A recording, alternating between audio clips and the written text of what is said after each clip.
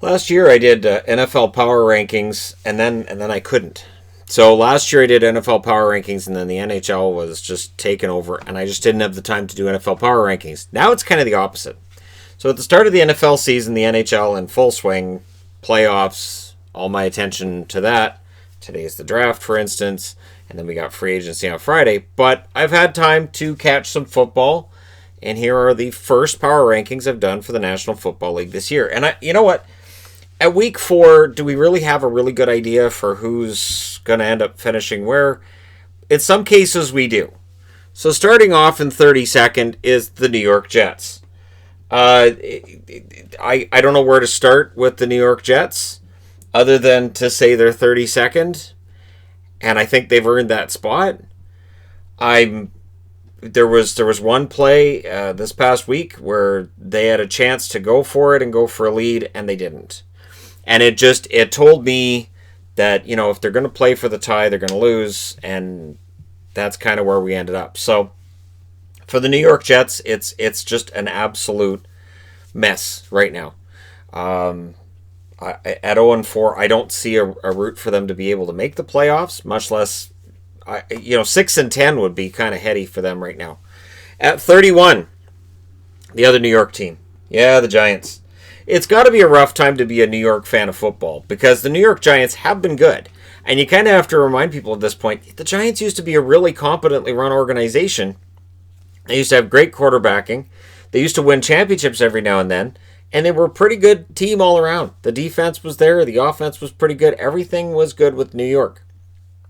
And now here we are. Where 32nd is the Jets and 31st is the Giants. It is a rough time. At 30, and unexpectedly, I've pulled for the Texans before, and I really thought that Houston last year was showing that they were on their way, and now this year it's been bad. It's been rough. It is probably too late for them to turn it around, but 2020 has not been a great year for the Houston Texans so far. And it's possible, I guess, that they win 8-4 and go 8-8 for the season, but I'm not seeing it currently. So we'll see what happens. But the Texans, it's been a rough start. At 29, Atlanta. It's funny. Every time that I see Atlanta, struggling and losing, I think about the year after they went to the Super Bowl and the Sam Jackson video, the commercial, which was basically like a trailer. Like, yeah, they got to the Super Bowl, but they didn't get the job done, and they're going to get the job done this year, and it just hasn't happened.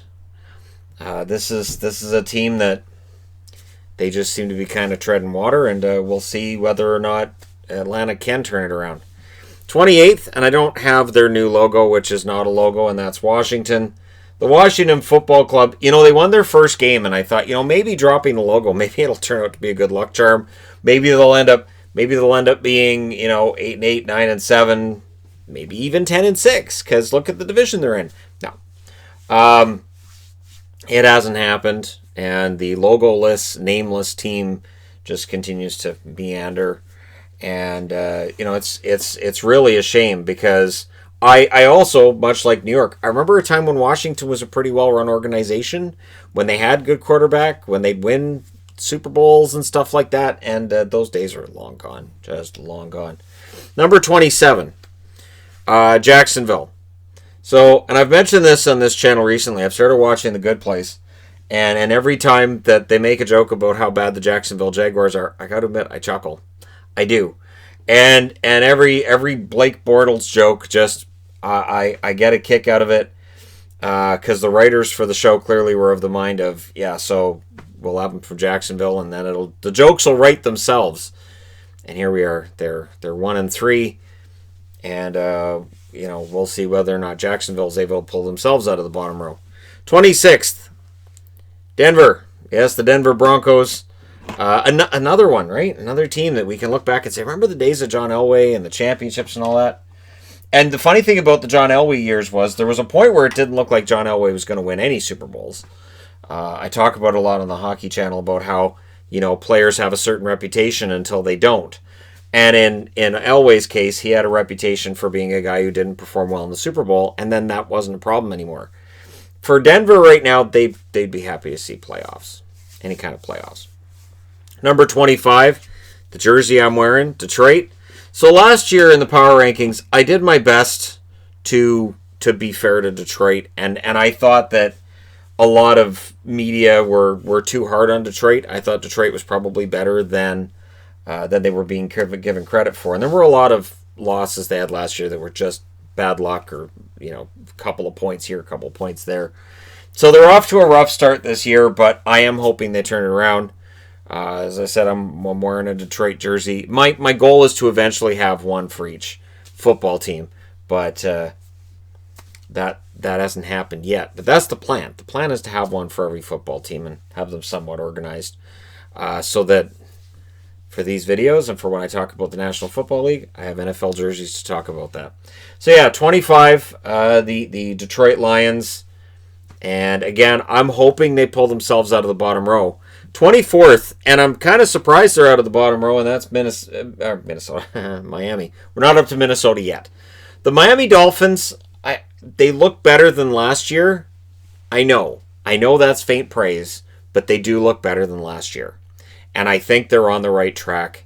And I think a respectable 5-11, 6-10 season, comparatively speaking, with what they had going on last year, I could see the Miami Dolphins ending up, with a somewhat respectable, not 500, not going to go crazy and say 500, but a respectable record.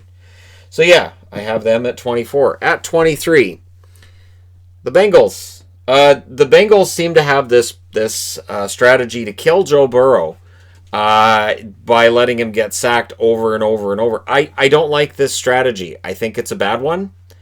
I think that Cincinnati has a bright future with this kid if their offensive line doesn't get him killed first. That's my only tweak to that rating, is that the Bengals, who I think have shown that they're at least competitive already this season, they're competitive. They're in the games, and maybe win one here and there. I'm not anticipating 800 or 500 record for them. I don't see 8 wins for them, although with the tie that would be 8-7-1, right? But I don't see that happening this year, but at least being competitive, it's a start. But they've got to provide better protection for your young quarterback. You've just drafted a guy that you think is going to be the franchise quarterback of that team. Protect him. Protect him, and protect him with your play calling too. So not just the guys on the field, but you've got to have your coaches figuring out plays that protect him as well as possible. Number 22, the Vikings. So the Minnesota Vikings, off to a season that's got them in the bottom half of the board. I don't know if I anticipate that continuing, to be honest. Minnesota's been a very up and down team throughout the time that I've watched them anyways. So while we can look at their slow start and say, well, their season's probably done, I wouldn't rule out a run, because it's Minnesota. They've done it before. So yeah, Minnesota I've got at 22. At 21, and the panic has already set in for Dallas. It's weird to me that every year we hear about how Dallas is potentially overrated, and there's a lot of people tearing them apart. I don't know if they're overrated if everybody agrees that they're overrated. That's not really how that works. I think Dallas has some work to do. We'll see whether or not it's an on-field change that can be made from within, or if they have to look outside the team to do it. But the good news for the Cowboys is their team is their division is terrible. That division is absolutely horrible. It's bad. You got Washington, you got the Giants, you got the Cowboys. Oh, and then in 20th, you've got the Eagles. Now, of the 4 teams, the Eagles look like the one that are most capable of putting together some sort of maybe 500 record. I'm going to say maybe 500. It's going to be an interesting season for the Eagles. It's going to be an interesting season for the NFC East. I argued this last year that I don't like a sub 500 team making the playoffs. I don't like a division winner having a record of 8-8 when somebody else might miss the playoffs at 10-6.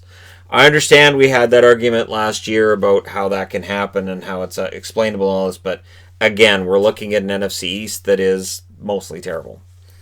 And that, again, we're early in the season. We're only a quarter of the way in, but so far it doesn't look great for the NFC East.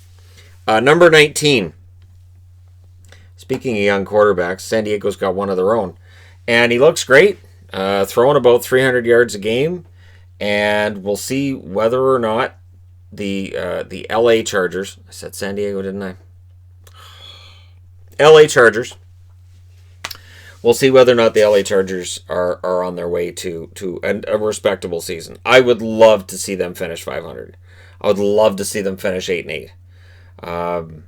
I do like what I've been seeing from them so far. I don't care if they win or lose. It's really not important because this is all about, you've got a new young quarterback, and he just went out and saw Tom Brady, and that's kind of what you need to do to win. And he held his own against Tom Brady. He did. So if you're a Chargers fan right now, you have to feel somewhat optimistic. As a Chargers fan myself, we'll see. It's very early in this kid's career, but he looks very, very good. Number 18, Carolina Panthers. The Panthers, again, they're a team that's middle of the pack. It's right about where they belong, and they're capable of maybe we'll see some sort of run from them. It's interesting to see them without Cam Newton, though. It's still weird seeing Cam Newton playing for the Patriots. I understand Newton's out right now. His positive test in the whole game being thrown till later in the season, but it is still weird. But the Panthers seem to be doing a pretty good job of moving on. Number 17. And I looked at a couple of their power rankings, and I think the Raiders are being underrated. I do. I think the Raiders this year, and maybe it's the new surroundings, maybe it's the lack of fans in attendance making a difference to how these football games turn out. But they're 2-2, and I think the Raiders, with the right moves, could end up being 3-1 during those games. And I think they're in the mix. I think that the Vegas Raiders are in the mix for potentially being a wild card at some point. And I think it could happen this year. The Raiders have been shooting themselves in the foot for years if they could just stop doing that. And I think this might be the year they stop shooting themselves in the foot. And I think, they may end up in a playoff spot. I saw them ranked as low as 22nd on one of the power rankings. I thought, that's way too low. That's way too low. Number 16, the Cardinals. So the Arizona Cardinals, it's still weird they're not St. Louis. I would expect that at some point in time I will call them the St. Louis Cardinals, because that's how I remember them. But anyways, and I know how long they've been in Arizona. I'm well aware. I'm just that old. But for the Cardinals, 2-2 start to the season. Right around middle of the pack seems to work for them. At number 15, and not a whole lot to add really with the Cardinals, right? Number 15 is the Bears. So the Bears had a setback this week against Indianapolis. Again, I looked at some other power rankings that had them a lot lower than I have them at 15. They're 3-1, so we can squabble about how or who they were against and this kind of stuff. But to me, when a team's 3-1, I can't have them in the second half of the board. I just can't. And we'll see how the Bears do from here. And, maybe they'll threaten for the division title. Who knows? Right now, though, the Bears, a team that last year did well at points, disappointing end to the season to be sure. But Chicago, they're in the mix. Number 14, San Francisco. They don't seem the same as last year. Now, I'm thinking now with all the guys that opted out before the season, I'm pretty sure it hit the Niners and the Patriots the hardest. I want to say it hit the Niners and the Patriots the hardest. And that does make a difference, right? And then you get into injury issues as well on top of that, right? So the Niners, if they reach their potential, they're probably top row. But for right now, they're 14 on the board, and we'll see whether or not they're able to reach that potential this year. They might be a dangerous wild card. If they end up being a wild card team, they might be dangerous in a wild card spot. Number 13. Off to an amazing start so far, the Cleveland Browns. Look who's 3-1. Yeah, the Browns. And putting up some points. Looking pretty good. Now, we will see whether or not they're able to continue that. It's sustainability, right, with Cleveland. So I'm sure there are Browns fans seeing them 3-1 and going, talk to me in December. If we're in a hunt in December, maybe, but I don't want to get my hopes up because this team's let me down so many times. I would love to see the Browns, A, get a real logo on their helmets, and B, Maybe it's just me, right? And B, I'd like to see this team make the playoffs and actually do something in the playoffs. Cleveland Browns fans, the Dog Pound, which of course right now is closed. It's weird to see a team that's down for this long with such a dedicated fan base. I'd like to see that fan base get rewarded. Number 12, showing that they're still in this. New England. Now, New England's had... the interesting thing is I don't know how much better they would have been with Brady. We can all have that debate later. I don't think Cam Newton's cost him a game.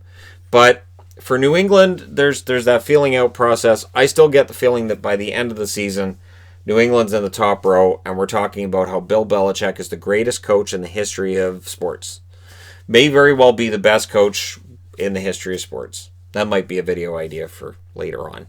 But yeah, that's legit how I feel with Belichick right now, that he may be the best at the whole coaching thing of anybody in sports. At least right now, of all time, that's for another time. Number 11, and I anticipate these guys moving up, and that's the Rams. The Rams, dangerous team, and I do expect them to move up. I don't expect them to stay in 11th. I would think that some of the fast starts that we've seen are going to calm down, and the Rams are a team that I think are probably undervalued at this stage and probably going to get better. Also at 10, surprisingly low, comparatively speaking, with where I had them to start the season. So New Orleans is at 10, and when the season started out, I was doing power rankings. I just wasn't doing videos like this. So after week 1, 2, 3, and now after week 4, power rankings. But for me with New Orleans, I had them in the top 4 to start the season. Like, I thought, well, they're going to be, one of the top teams, and it looked like everybody was picking them to be, one of the better teams. But there's been some struggles, and there's been discussions of Drew Brees and the struggles. So we'll see whether or not New Orleans can get back in the top row. Number 9, surprisingly, the Colts. The Colts have looked very good, and before I did this video, I went through again the scores and the overall standings and all that, and I thought, well, I would like to put them in the top row, but 8 teams ended up beating them out for that top row spot. And so we will see whether or not Indianapolis ends up in the top row next week. I'm going to say probably. If they win this upcoming week, I think one of the teams ahead of them probably does take the loss, and they probably move their way up.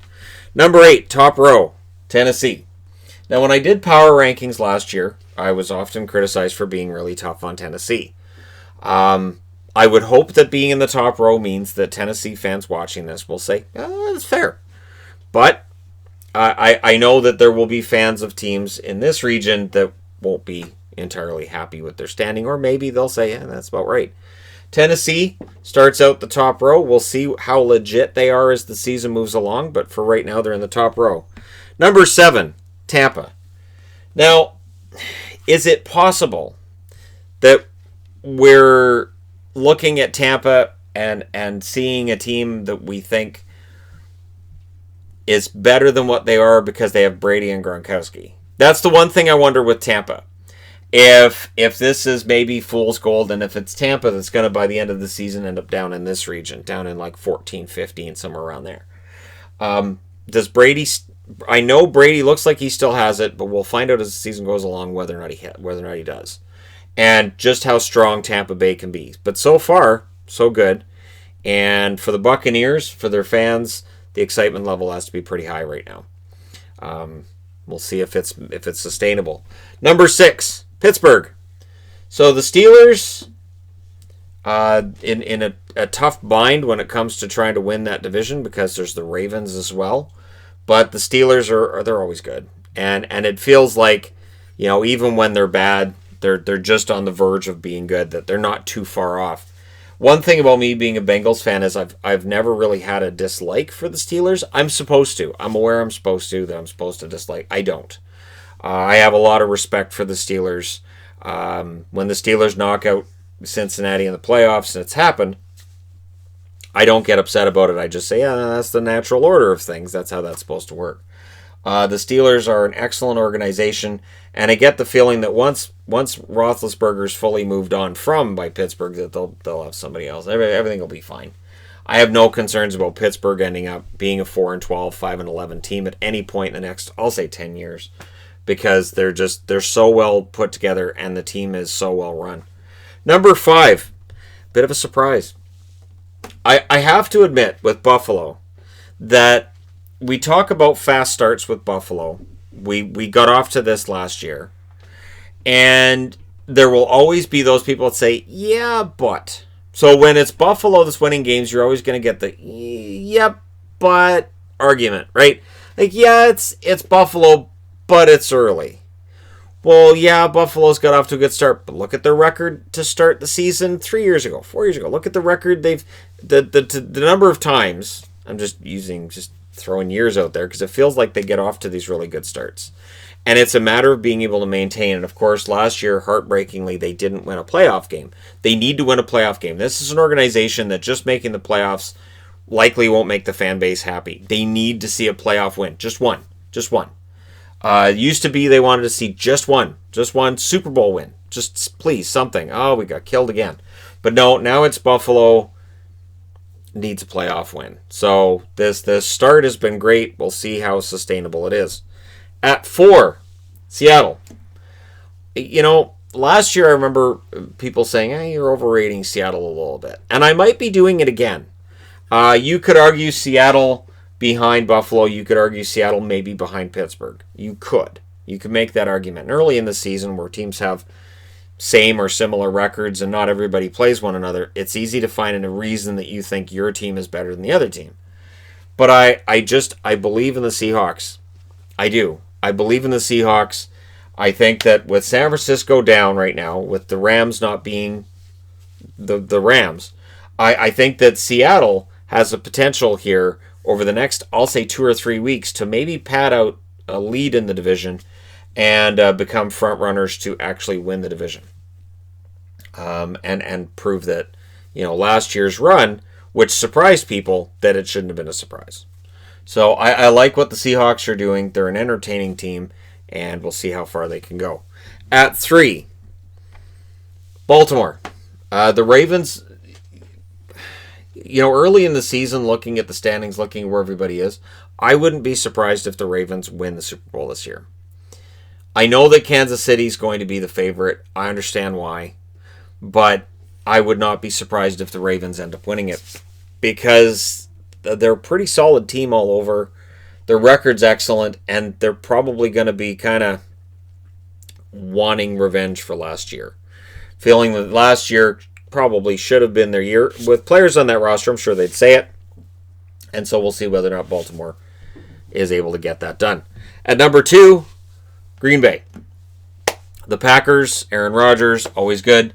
It's funny, when the Green Bay Packers drafted a quarterback and everybody lost their minds, what did I say? Oh, won't bother Aaron Rodgers. He'll welcome the competition. No problem.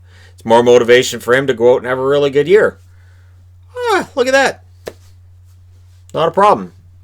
And when he's asked about it, he goes, I don't care that they drafted a quarterback, because I'm still here, and I'm not going anywhere. So I think it's a good motivator, and I think it's a smart move by Green Bay. You draft a young quarterback. He can learn from Aaron Rodgers, and you move from there. I remember when the San Francisco 49ers were really good, that you went from Montana to Young to Gerback. And it was along a similar, it wasn't the same, but it was along a similar idea that you have the next one ready when you've got your star quarterback. And then, of course, eventually that falls off. But I get that same feeling that you have Rodgers, you draft a quarterback, and it's the idea that you're going to have him handed off to the next guy so that you're not scrambling to find that next guy when he moves on, right? So Green Bay, number 2, and Super Bowl contenders, which means number 1, Patrick Mahomes is just so unbelievably good. And the Kansas City Chiefs, I wouldn't be surprised if they go 16-0 with how they've been playing so far. They are the most impressive team in football. They're the defending Stanley Cup champ, or Super Bowl champs. They're good. They're not Stanley Cup good. Sorry. I don't think they can win the Stanley Cup. I apologize to Chiefs fans everywhere. I don't think they can win the Stanley Cup. But the Super Bowl, absolutely. So they're trying to become back-to-back Super Bowl champs. And this is going to be a very interesting year because, of course, speaking of Stanley Cups, Tampa Bay won that. Now Tampa fans are looking at baseball and going, hey, we could win this World Series. And then maybe we can win the Super Bowl because we got Tom Brady. It's going to be interesting to see what happens.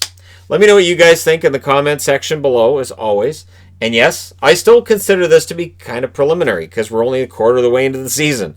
And Week 5 could change things greatly. And, of course, we're going to see if all these guys can stay free and clear and all their tests remain negative, or if the schedule is going to get thrown into chaos again this week.